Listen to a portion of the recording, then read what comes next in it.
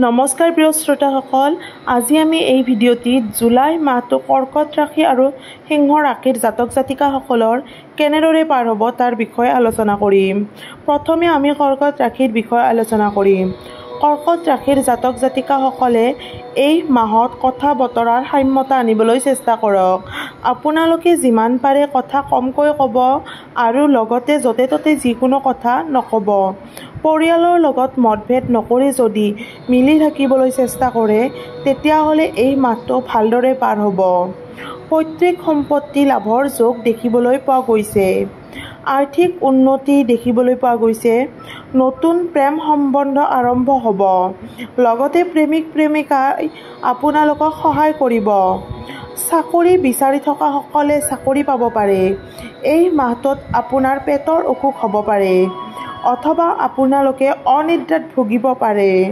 গতিকে আপোনালোকে সময়মতে খাই লৈ শুবলৈ চেষ্টা কৰিব।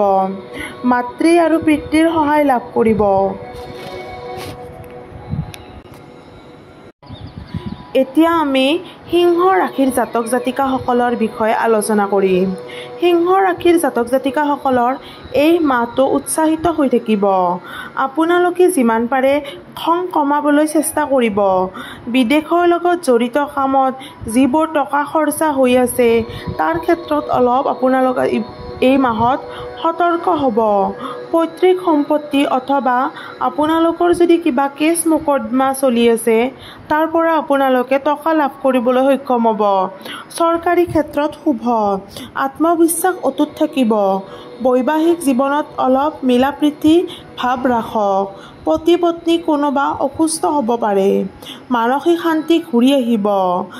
এই মাহটোত আপোনালোকে সঠিক নিৰ্ণয় ল'ব পাৰিব। পিতৃ মাতৃৰ সহায় লাভ কৰিব। যাত্ৰাত শুভ। আপোনালোকে এই মাহটোত হনুমান চালিচা পঢ়িব পাৰি।